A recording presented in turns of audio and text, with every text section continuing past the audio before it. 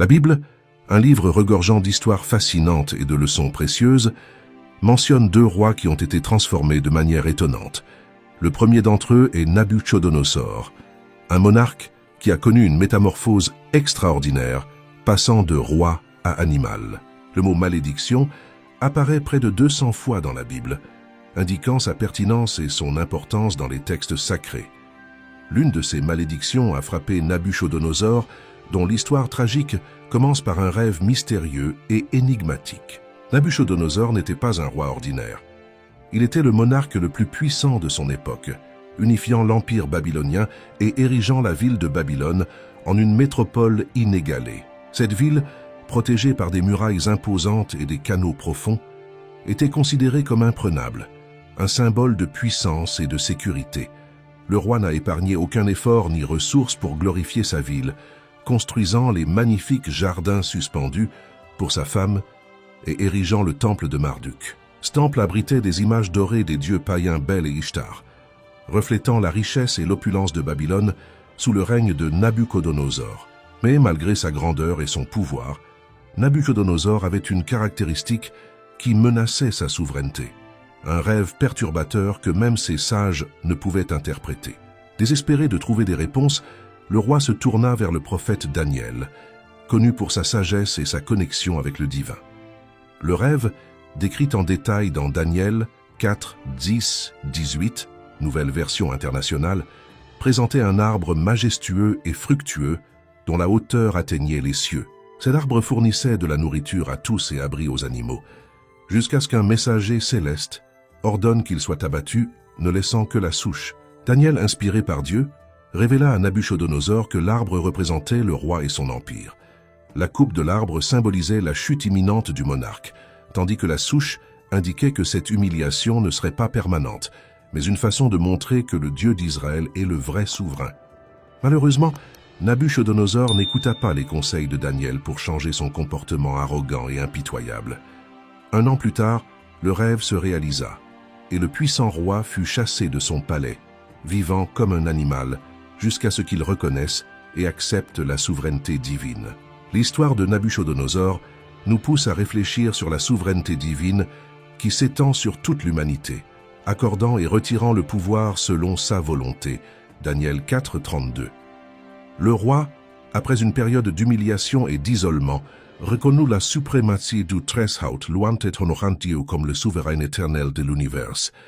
Pendant ce temps d'épreuve, Nabuchodonosor connut une transformation physique et spirituelle profonde.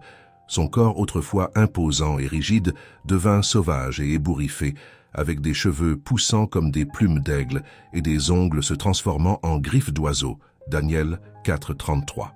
À la fin de cette période d'isolement et de réflexion, le roi leva les yeux vers le ciel, et sa santé mentale fut restaurée.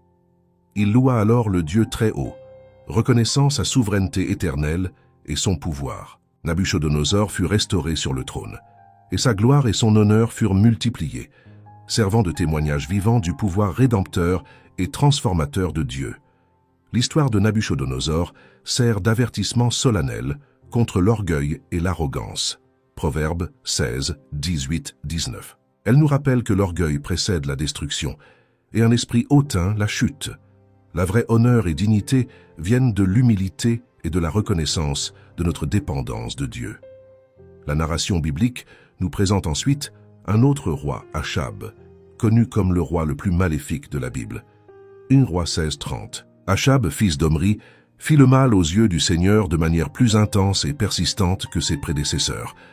La malédiction sur Achab commença par un événement remarquable, son mariage avec Jézabel, une femme notoirement méchante et ennemie du peuple de Dieu.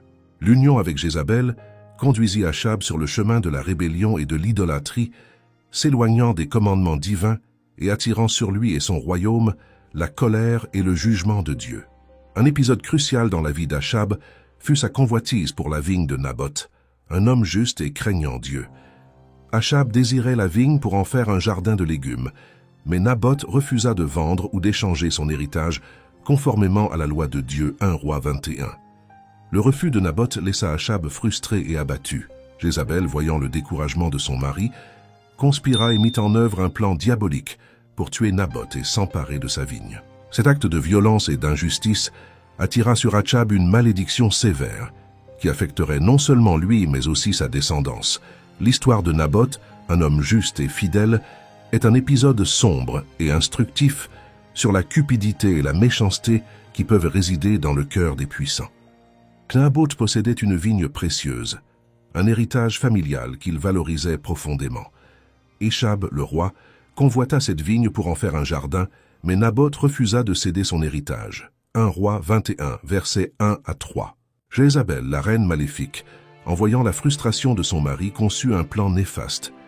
Elle falsifia des lettres au nom d'Achab, les scella avec le sceau royal et les envoya aux anciens et aux nobles de la ville de Naboth. Les lettres proposaient la réalisation d'un jeûne et l'accusation mensongère de Naboth de blasphème contre Dieu et le roi, un crime puni de mort par lapidation. 1 Roi 21, versets 8 à 10. Les hommes de la ville, soumis à l'autorité royale, exécutèrent le sinistre plan de Jézabel. Naboth fut faussement accusé, condamné et lapidé à mort, et sa précieuse vigne fut usurpée par le roi. 1 Roi 21, versets 12 à 16. Cependant, le Dieu juste et souverain observait ces événements. Il envoya le prophète Élie pour confronter Achab à ses actions maléfiques.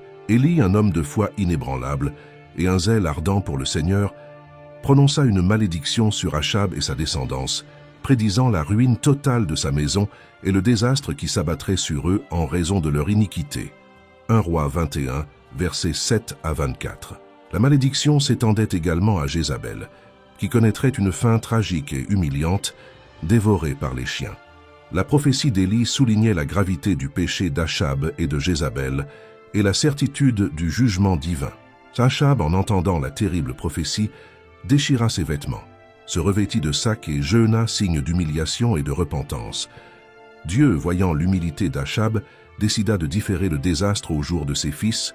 1 Roi 21, versets 27 à 29. L'histoire d'Achab et de Naboth est un avertissement solennel sur les dangers de l'orgueil, de la cupidité et de l'injustice. Elle nous rappelle que Dieu est le juge suprême, qui voit toutes choses et fait la lumière sur la vérité, défendant les innocents et faisant justice aux méchants. L'histoire tragique d'Achab et de sa famille ne se termine pas avec sa mort. Son fils Joram a également connu un destin violent, comme le note le commentateur biblique Adam Clarke. La prophétie sur la famille d'Achab s'est littéralement accomplie lorsque Joram a été tué par une flèche qui a traversé son cœur, et son corps a été jeté dans le champ de Naboth, le Jizréélite. 2 Rois 9, verset 25. Jézabel, la femme maléfique d'Achab, a également connu une fin terrible, comme prédit. Lorsque Jéhu, oint par Élisée, successeur d'Élie, arriva à Jizréel, Jézabel tenta d'utiliser sa séduction et sa manipulation. Cependant, Jéhu ne fut pas trompé. Sur son ordre, Jézabel fut jetée par la fenêtre et ses restes furent laissés pour être dévorés par les chiens, accomplissant ainsi la parole du Seigneur, prononcée par Élie. 2 Rois 9, versets 30 à 37. L'histoire d'Achab, de Jézabel et de leur descendance est un puissant rappel des conséquences du péché et de la rébellion contre Dieu. Achab, bien qu'il fût roi d'Israël, choisit de suivre des idoles et de pratiquer le mal, influencé par sa femme Jézabel. Il a conduit le peuple d'Israël au péché en ignorant les commandements et les préceptes de Dieu. Les leçons que nous pouvons tirer de cette histoire sont profondes et éternelles. Tout d'abord, Dieu est patient, mais sa justice est inévitable. Des années après la mort injuste de Naboth, la justice fut finalement rendue. Dieu n'est pas moqué. Ce qu'il déclare est vrai et juste, et ses lois sont précises et intentionnelles.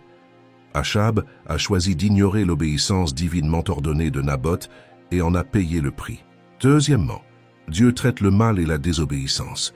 Tout mal et toute rébellion seront éventuellement traités par Dieu, même si ce n'est pas immédiatement ou de la manière que nous nous attendons. Dieu est l'autorité finale, et il n'y a aucun moyen d'échapper à son jugement juste et droit. L'histoire d'Achab et de sa famille est un avertissement solennel pour nous tous. Dieu est souverain, juste et saint, et il exige l'obéissance et la révérence de ses enfants. Ceux qui choisissent de suivre le chemin de la rébellion et du péché, comme Achab et Jézabel, feront face aux terribles conséquences de leur iniquité.